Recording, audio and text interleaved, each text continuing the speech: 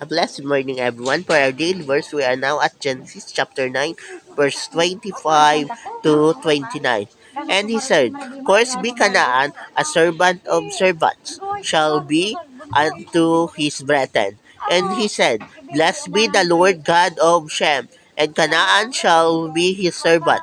God shall enlarge Japheth, and he shall dwell in the tents of Shem, and Canaan shall be his servant. And Noah lived after the flood 250 years, and all the days of Noah were 950 years, and he died. So this is the time that Noah already knew what happened to him.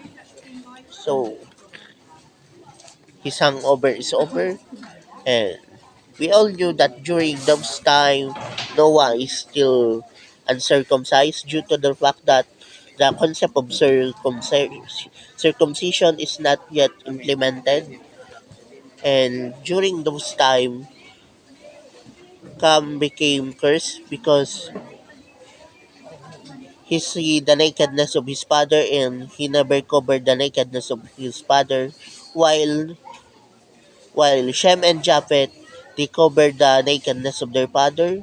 That's why they became, Noah blessed them.